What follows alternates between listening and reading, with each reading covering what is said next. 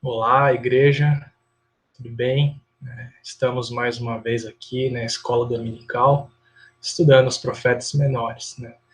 E hoje a gente vai ver acerca do livro de Naum, né? A gente estudou Oséias, Joel, Amós, Obadias, Jonas, Miqueias, e chegamos agora em Naum. Naum não é como as pessoas escreviam antigamente no Messenger, isso aqui, a palavra não, né? Não é não, mas é um profeta, é o nome de um cara. Então, já me adiantando um pouquinho rapidamente, é, o livro de Naum, ele trata de uma mensagem acerca de uma nação estrangeira e pagã, né, que era a Assíria.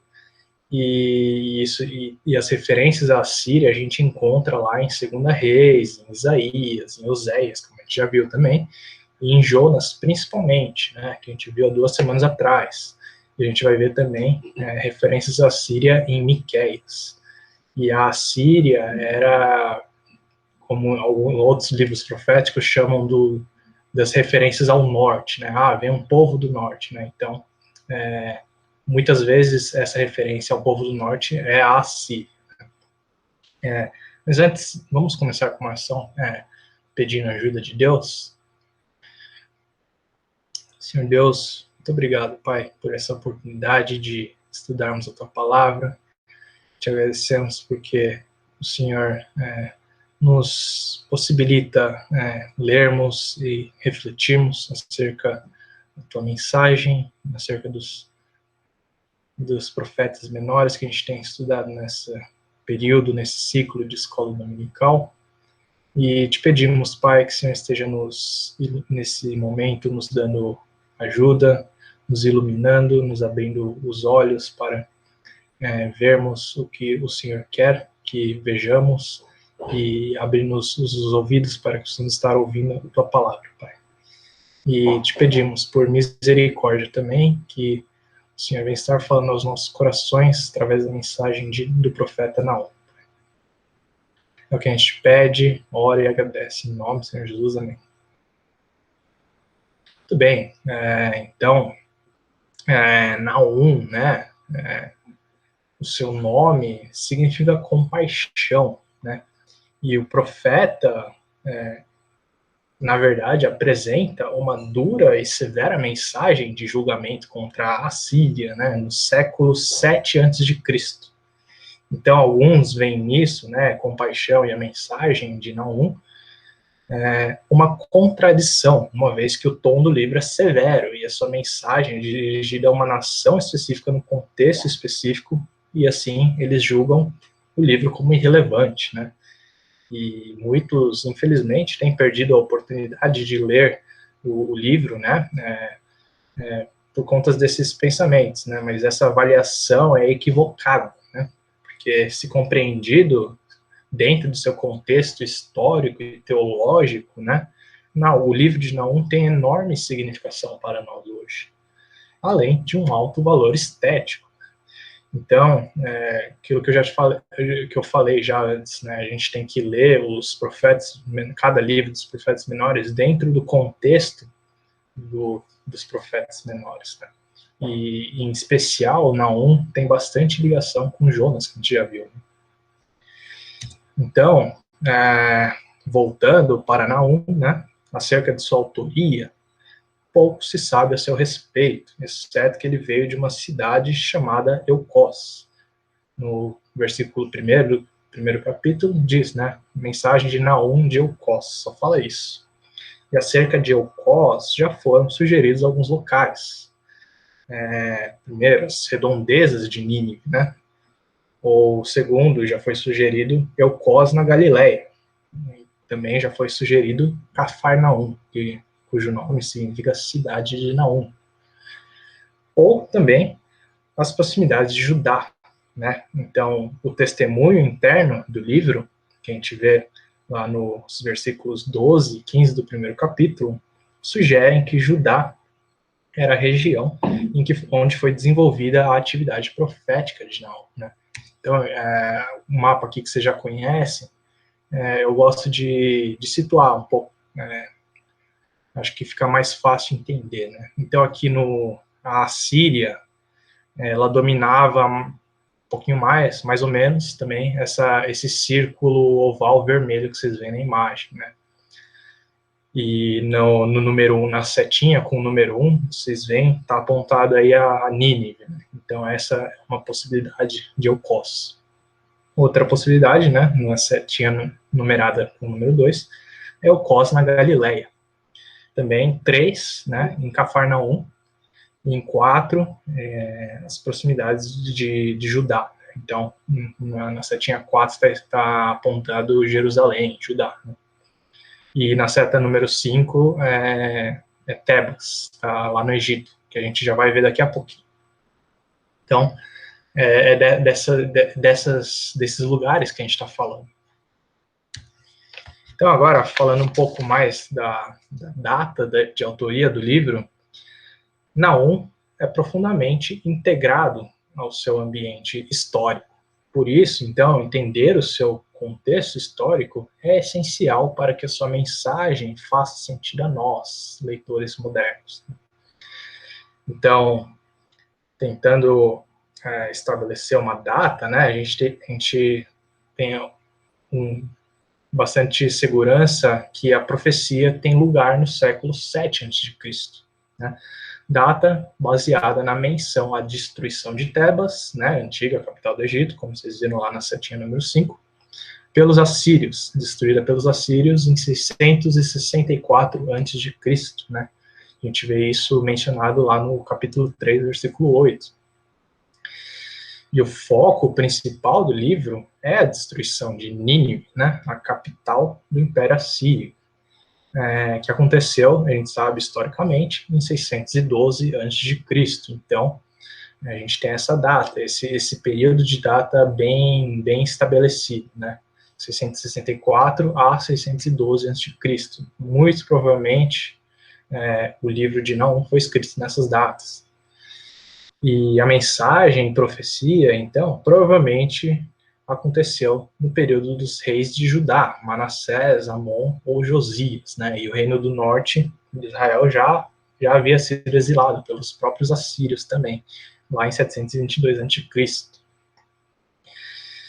Agora, na tentativa de estreitar um pouco a data do livro, há estudiosos que sugerem datações perto de 652 a.C., ou até perto de 626 a.C., né? Então, eles argumentam que foram períodos em que o poderio assírio estava em declínio e em crise, né? Então, eles tentam estreitar essa data de autoria, né? De qualquer modo, o fato é que a data do livro mais seguramente está situado entre 664 e 612 a.C., como a gente já falou, trazendo uma profecia que historicamente se cumpriu, provando a verdade, a eficiência e a eficácia da palavra de Deus por meio de seu profeta Naum, né? Então, acho que esse é o importante da gente saber, né? Que a palavra de Deus é verdade, é eficaz e é eficiente, né? E através do seu profeta Naum. Agora, espero que vocês tenham lido Naum, tem 3 capítulos, é bem tranquilo de ler. Vamos fazendo uma análise literária do livro. Primeiro a gente vê que acerca do gênero dele, é que ele possui um gênero triplo, né? Então ele é uma advertência, sentença ou oráculo, ele é uma visão ou uma profecia, e é também um livro, né? Então, a gente vê no capítulo, logo na introdução do livro, né? Capítulo 1, versículo 1. Advertência contra Nínive, livro da visão de Naum de Eucós. Então, a referência a livro indica que a profecia de Naum é, de algum modo, diferente das outras. Como assim, né? A maioria dos profetas era de pregadores e suas profecias eram compilações posteriores de seus discursos, né? Naum, ao que tudo indica, escreveu o livro, utilizando de diversos dispositivos poéticos, né? que apelam aos olhos, mais aos olhos e menos aos ouvidos. Então, a gente vai adentrar daqui a pouco nessa questão, em breve, desses dispositivos poéticos que apelam mais aos olhos do que aos ouvidos, né? Quanto à visão ou profecia, existem duas passagens notáveis que contêm a visão de um acontecimento, né? Lá no capítulo 2, versículos 3 a 10, a gente lê: os escudos e os uniformes dos soldados inimigos são vermelhos. Os seus carros de guerra reluzem quando se alinham para a batalha. Agitam-se as lanças de pinho. Os carros de guerra percorrem loucamente as ruas e se cruzam velozmente pelos quarteirões. Parecem tochas de fogo e arremessam-se como relâmpagos. Convocam-se as suas tropas de elite, mas elas vêm tropeçando. Correm para a muralha da cidade para formar a linha de proteção. As comportas dos canais são abertas e o palácio desaba. Está decretado, a cidade irá para o exílio, será deportada. As jovens, tomadas como escravas, batem no peito, seu gemer é como o arrulhar das pombas. Nínive é como um açude antigo, cujas águas estão vazando. Parem, parem, eles gritam, mas ninguém sequer olha para trás. Saqueiem a prata, saqueiem o ouro. Sua riqueza não terá fim, está repleta de objetos de valor. Ah, devastação, devastação, destruição, desolação. Os corações se derretem, os joelhos vacilam, todos os corpos tremem e o rosto de todos empalidece. Lá no capítulo 3, versículos 2 e 3 também a gente lê: ah, o estalo dos chicotes, o barulho das rodas, o galope dos cavalos, o sacudir dos carros de guerra.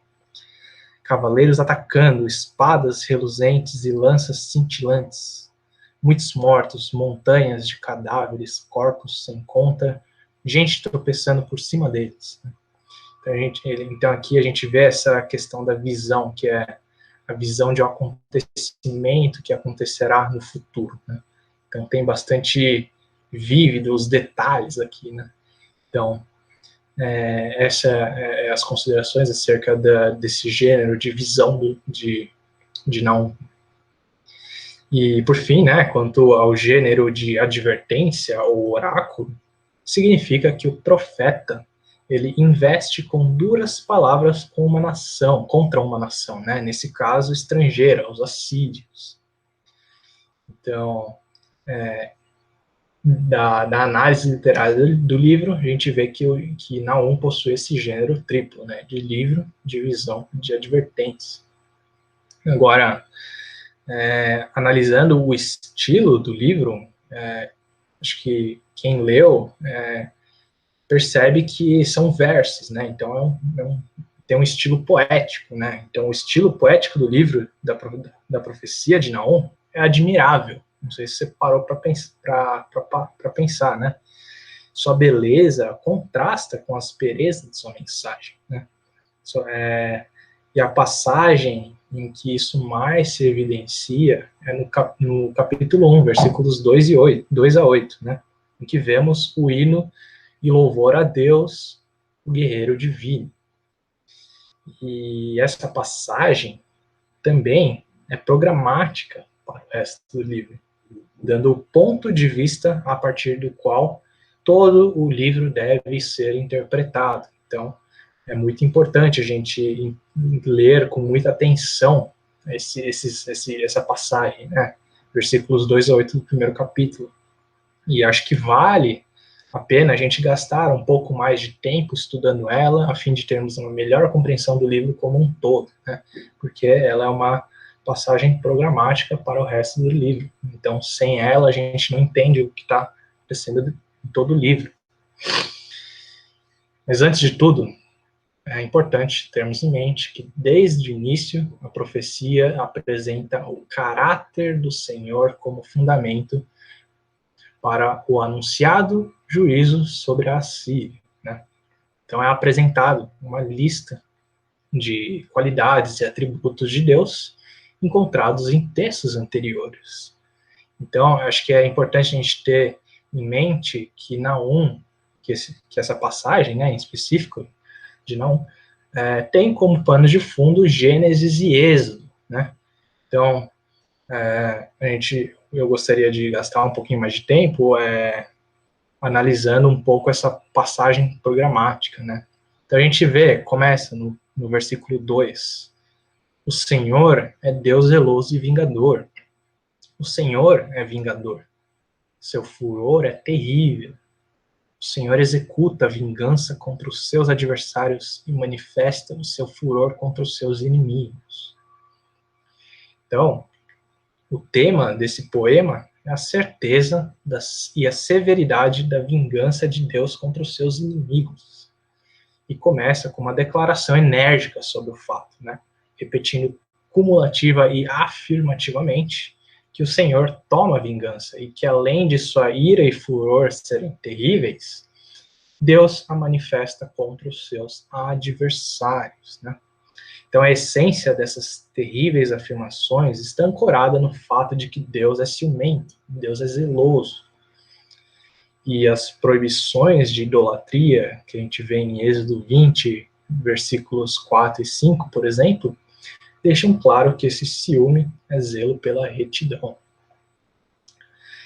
E também a linguagem de adversários e inimigos de Deus é típica dos salmos e de imagens da Guerra Santa, né? De modo que essas nações, que as nações que atacam o povo da aliança eram suas inimigas, e inimigas de Deus, portanto, né? Mas também o povo da aliança de Israel também poderia se tornar seu adversário. Ou seja, o que torna as pessoas inimigas de Deus é o pecado flagrante, e não a etnia a qual elas pertencem. E o zelo de Deus exige lealdade exclusiva e se revela como fúria contra qualquer oposição a ele e ao seu senhorio, de modo que verdadeiro a sua natureza e caráter, Deus, o juiz universal, não deixa nenhum pecado sem punição e impõe o seu castigo, o justo castigo aos pecadores, né? Então a gente vê, né, no versículo 2, que Deus é ciumento, zeloso, vingador contra o mal e o pecado flagrante. Versículo 3, comecinho dele, diz: o Senhor é muito paciente, mas o seu poder é imenso. O Senhor não deixará impune o pecado.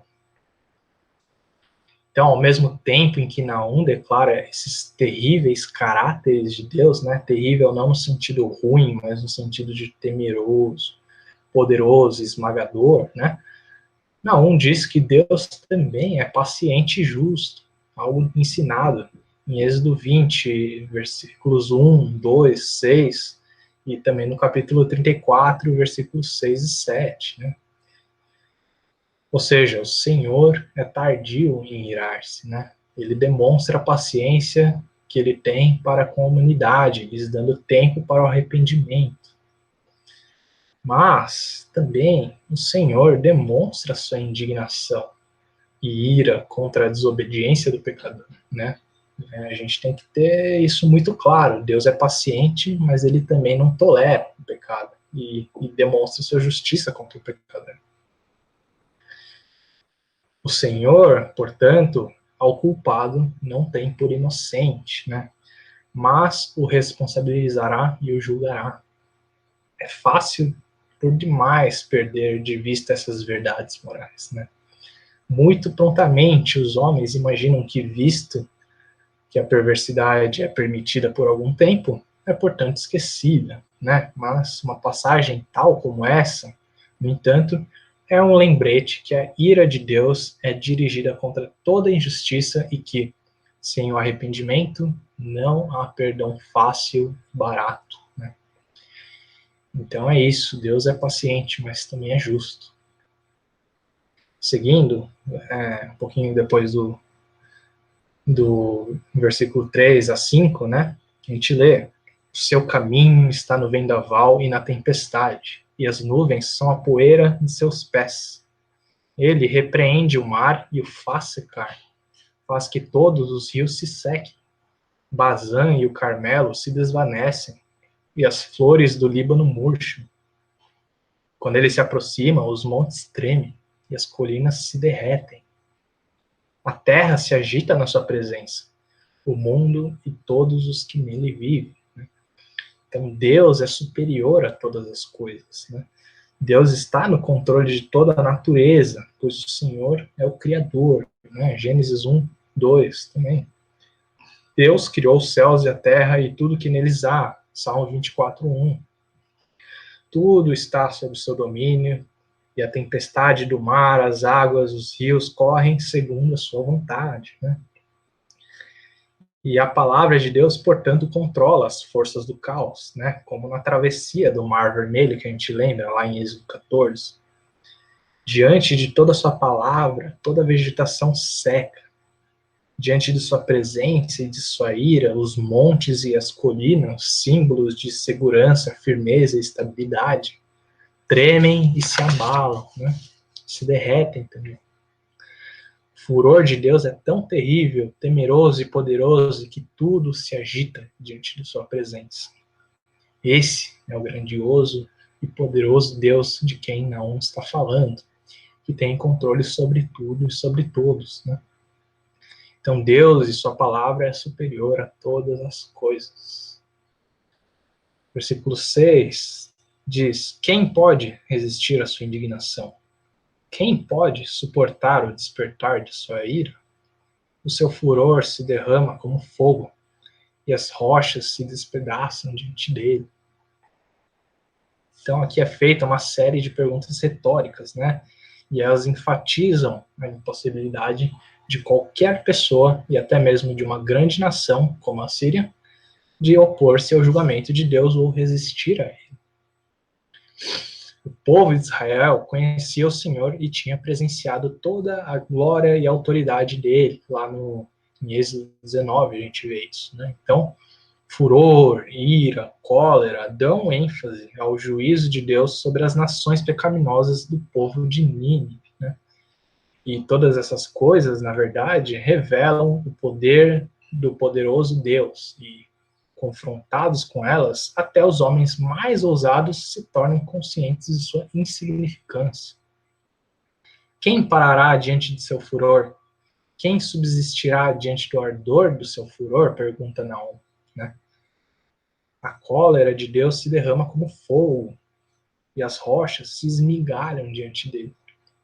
Ninguém subsistirá ao furor e ao julgamento de Deus, Então é impossível se opor ao julgamento de Deus. É isso que a gente vê nesse versículo 6.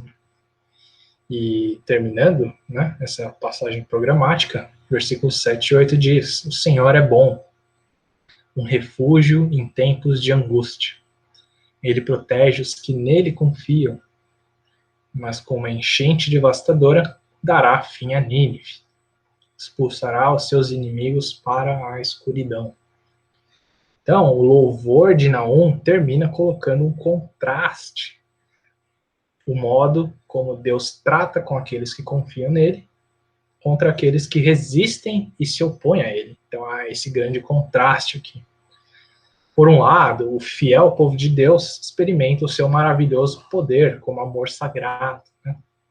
Então, bom não se refere somente ao caráter de Deus, mas também à sua benevolência em relação ao seu povo fiel. Deus é a fonte de toda a prosperidade, e quando a ajuda é necessária, Deus é um refúgio, é uma fortaleza impenetrável para os que nele confiam. E Deus sabe quem são os que nele confiam, e deles não se esquece. Deus conhece os que o entregam seu coração. Por outro lado, Deus tem poder para ferir o iníquo, Então, os ímpios não podem suportar a presença divina. O Senhor também conhece quem são os iníquos e sua vingança não falhará. Sua condenação é certa. E as consequências virão sobre os ninivitas, inundação e trevas. Essa é a profecia do Senhor contra os seus inimigos, especificamente aqui, e não contra Nínive, contra os assírios. Então, entendendo isso, o objetivo dessa passagem estudada né, essa passagem programática, não é apenas declarar a queda do inimigo, né, mas antes exaltar o nome do grande Deus de Israel, né, ressaltar essa santidade e alertar as consequências do não arrependimento ao pecado. Então, compreendendo a função programática do louvor inicial ao guerreiro divino, a gente pode entender melhor sobre a natureza de Deus, sobre como ele age soberanamente na história, segundo o seu caráter. A gente vê também, ao longo do livro de Naum, como Deus é paciente, mas ao mesmo tempo ciumento e zeloso, né? E vinga dos adversários, mas livra o remanescente. Lá no capítulo 1 a gente vê isso, né? Então, no capítulo 1, versículos 2 a 8, a gente viu que o Senhor dirige palavras de destruição contra a perversa Nínive, né? A mesma que aproximadamente 100 anos antes ouviu a palavra de Deus através do profeta Jonas e se arrependeu, né? Acho que vocês lembram. Mas o que vemos é que com o passar do tempo, eles voltaram para suas práticas do pecado no início, e isso provocou a ira do Senhor. Então, embora esteja sendo anunciado um grande juízo contra Nínive, a bondade do Senhor não pode ser desprezada. Afinal, sua atitude tem como objetivo preservar a justiça e o inocente. Deus não age como uma vingança de ego, né? Mas sim, Deus age com justiça. Então, a arrogância, a violência e a opressão da Assíria, que só vinha crescendo, seria combatida e derrotada por Deus, que iria agir contra o seu cruel inimigo, a Síria. O orgulho, portanto, receberá o que merece e os ídolos serão destruídos. A gente vê isso lá nos versículos 9 a 11 e 14 do capítulo 1. O Senhor acabará com tudo o que vocês planejarem contra ele. A tribulação não precisará vir uma segunda vez. Embora estejam entrelaçados como espinhos e encharcados de bebida como bêbados, serão consumidos como a palha mais seca. Foi de você, ó Nínive, que saiu aquele que trama perversidades, que planeja o mal contra o Senhor. O Senhor decreta o seguinte a seu respeito, ó rei de Nínive: você não terá descendentes que perpetuem o seu nome. Destruirei as imagens esculpidas e os ídolos de metal do templo dos seus deuses. Prepararei o seu túmulo, porque você é desprezível. Mas, também, Naum traz uma mensagem de compaixão e esperança para o povo de Deus, que por muitos anos haviam vivido sob a sombra da opressão assíria, né? A paciência e a proteção de Deus, cuja natureza sempre tem sido abençoar os fiéis e julgar justamente os que praticam o mal, tem o propósito de produzir boas novas para os fracos e os oprimidos que em Deus confiam, né? A gente vê isso nos versículos 12, 13 e 15 do capítulo 1. Assim diz o Senhor: apesar de serem fortes e numerosos, serão ceifados e destruídos. Mas você, Judá, embora eu a tenha afligido, não afligirei mais. Agora vou quebrar o jugo do seu pescoço e arrancar as suas algemas. Vejam sobre os montes os pés dos que anunciam as boas notícias e proclamam a paz. Comemore as suas festas, ó Judá, e cumpra os seus votos. Nunca mais o perverso a invadirá, ele será completamente destruído. Lá no versículo 2 do segundo capítulo, diz: o Senhor restaurará o esplendor de Jacó, restaurará o esplendor de Israel, embora os saqueadores tenham devastado e destruído as suas videiras, né? Então, a gente vê, né, que o Deus que é paciente, mas a gente vê, né, o Deus que é paciente, mas ao mesmo tempo ciumento e zeloso. Então, ele julgará os arrogantes e trará boas novas para o fiel povo de Deus. Então, o segundo tema que a gente vê, né, no estudo de Naum é que o Deus que se opõe a Nínive, né? através de uma série de imagens. No capítulo 2, a gente vê que Naum mostra que Deus se opõe a Nínive, né? E a gente vê também as consequências de se ter a Deus como inimigo, né? Então, a gente vendo lá, a gente vê que Nínive será destroçada, saqueada, pilhada e despojada por forças poderosas. Mulheres serão capturadas, riquezas serão tomadas. A gente vê também que é feita uma grande ironia através da imagem do leão, né? Por quê? Que embora os reis assírios gostassem de se comparar com leões poderosos, os leões também eram frequentemente representados na arte assíria em cenas onde eles eram caçados pelos reis assírios, né? Mas, de qualquer forma, é apresentado uma imagem dos leões que, frequentemente, era símbolo de poder, força e autoridade, porém sendo desesperados e sendo mortos, né? O mesmo destino final seria o de Nínive. Então, é feita uma grande ironia, né? Então, Nínive, os assírios gostavam de se comparar com leões, mas eles seriam derrotados e destruídos no final. E o terceiro tema que a gente encontra, que a gente depreende da leitura de Naum, é o Deus que humilha os arrogantes. A gente vê isso lá no capítulo 3. Né? Então, uma vez condenada e não arrependida, por fim, Naum faz uma profunda lamentação por Nínive, dizendo que será humilhada por seus crimes de orgulho, arrogância, maldade, mentira, idolatria, prostituição, violência e opressão. Né? A gente vê isso lá no capítulo 3, versículos 1 a 7 e 19. Ai da cidade sanguinária, repleta de fraudes e cheia de roubos, sempre fazendo suas vítimas.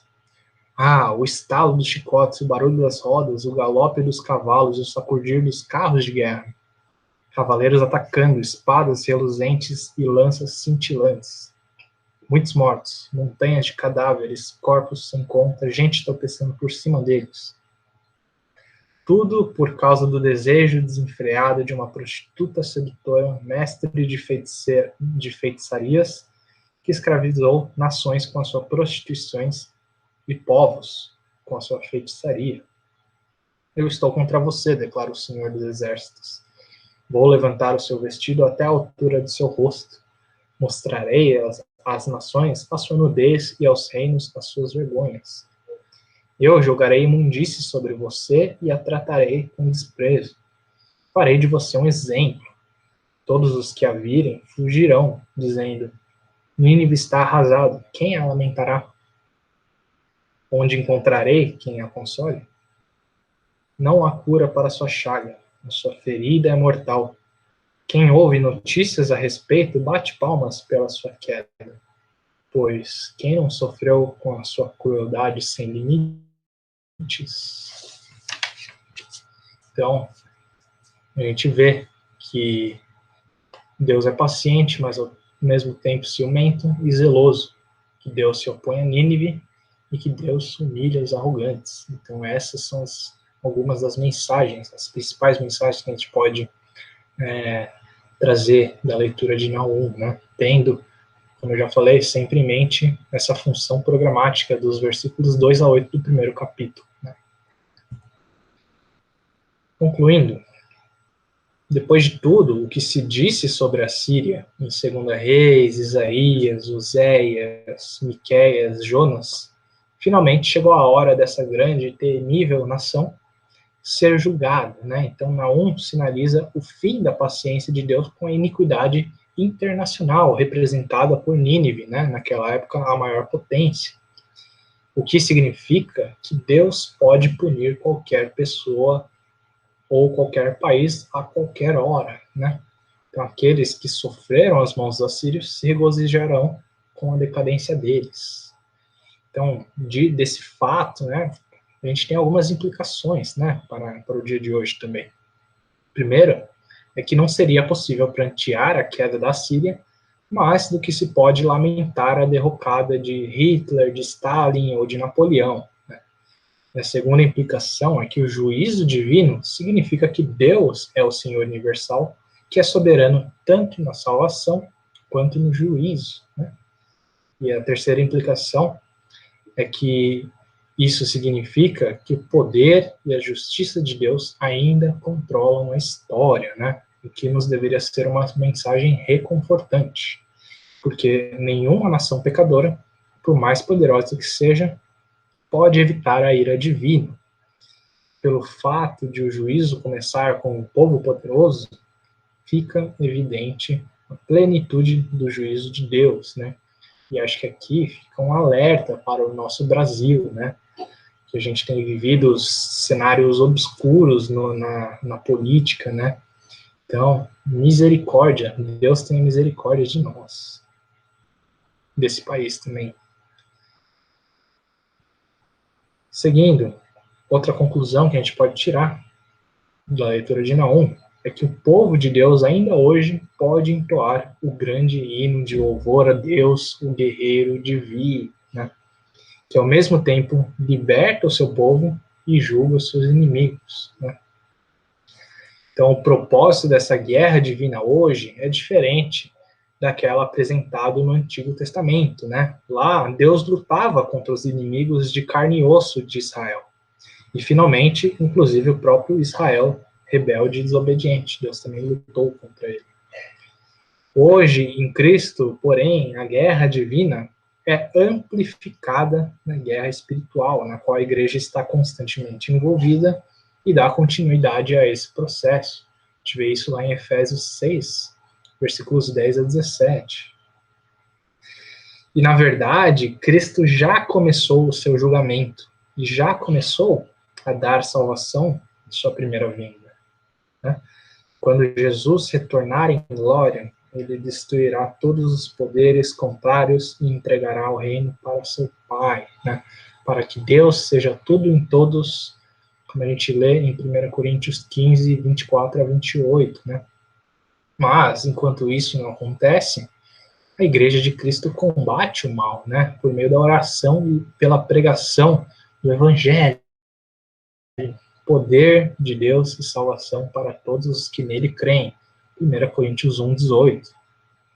E embora a maioria dos profetas da Bíblia traziam profecias contra Judá ou Israel, rebelde, né? Levantou-se agora, porém, Naum profetizando o juízo de Deus contra a cidade de Nínive, que era a capital da Assíria. Diante disso, depois, né, a gente sabe que a Síria está prostrada diante do Senhor. Sua queda aconteceu em 612 a.C. Registros históricos dizem isso. Será que as outras nações não podem ficar muito atrás? Será que o Brasil não pode ficar muito atrás da Síria? Atacou-se o pecado universal. Deus tem sido paciente, mas ao mesmo tempo começou de uma forma bem evidente a agir contra o pecado. Também continua sendo verdade que, a exemplo da profecia de Joel, todos os que não se arrependem de seus pecados e não se voltam para Deus com o coração quebrantado e contrito, sofrerão julgamento de Deus, independentemente da nação, raça, etnia, condição social, econômica ou política. E isso se aplica ao povo de Deus, na certeza de que ele purificará e santificará seu povo por meio de sua santa disciplina. E por fim, a mensagem de Naum deve ser tanto reconfortante quanto atemorizadora para o povo de Deus, né? Conclamando que Deus humilha e destrói os orgulhosos. Então, fica o convite e a exortação de nos aproximarmos deste maravilhoso, bondoso, paciente, misericordioso, zeloso e justo Deus, com alegria, mas também com santo temor no coração. Que Deus tenha misericórdia de nós. Amém.